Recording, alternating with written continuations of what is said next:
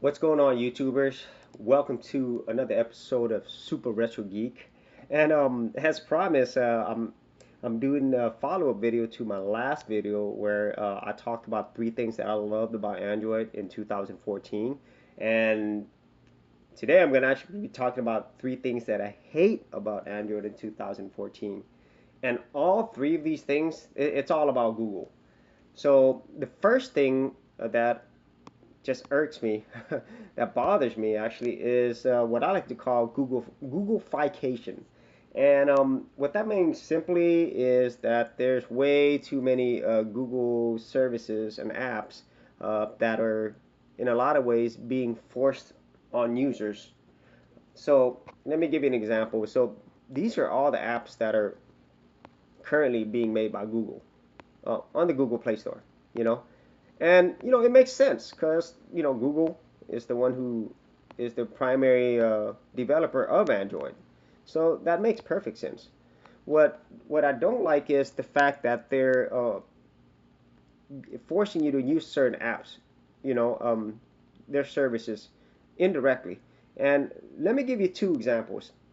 The first example is before you used to have a separate messaging, text messaging, SMS app. Okay, most phones still have that right now. However, new versions of Android, the SMS app is actually being replaced by Google Hangouts. Okay, so Google Hangouts, if you've ever used it before, it was basically just a way for you to contact each other and connect. So it was like an basically an SMS app, but without text messaging. It was an online messaging app. But now it's actually, as you can see, it's actually integrated with Google Plus, which everybody hates. And so Google is touting this as an easy way to streamline your Hangouts and text messaging together. But unfortunately, whenever Google has access to your account, your Gmail account, which they'll need for you to use Hangouts and Google Plus and so many other services, now they're going to actually have access to your phone contacts as well. And so they're forcing you to use it, just like they force you to use Google Plus, you know. So that's one example. And another example is before there used to be a separate gallery app, but now they have a new photo app, which is, unsurprisingly, it's actually a Google Plus Photos app. Once again, they're forcing you to use it. I mean, right now you don't have to use the Google Plus element of it. Even with the Hangouts, it's separate.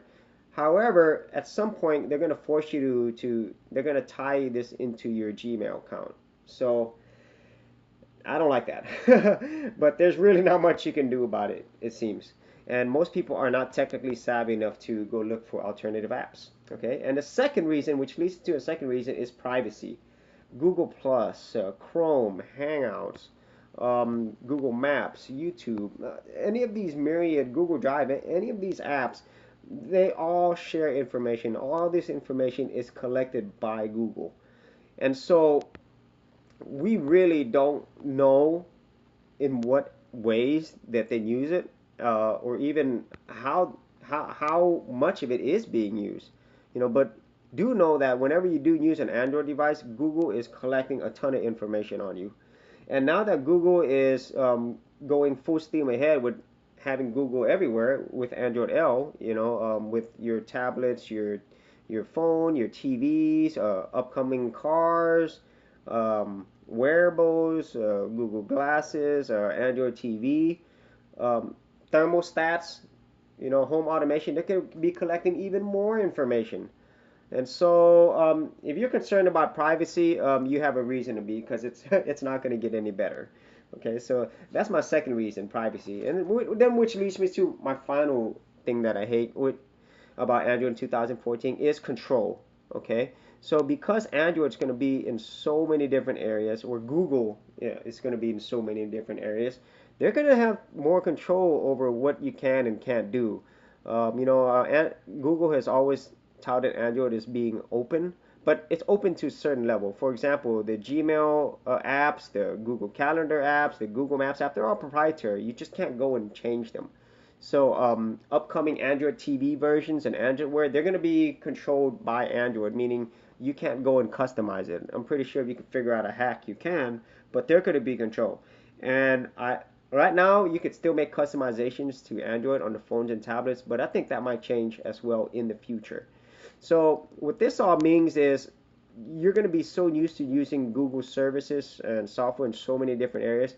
When they start limiting what you can do, limiting openness, there's really not much you can do except accept it.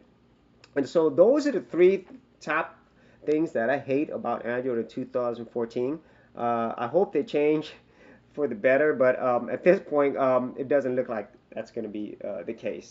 And so, if you had any comments or thoughts, please leave them below. And if you like the videos, please subscribe, and we'll see you on the very next episode of Super Retro Geek.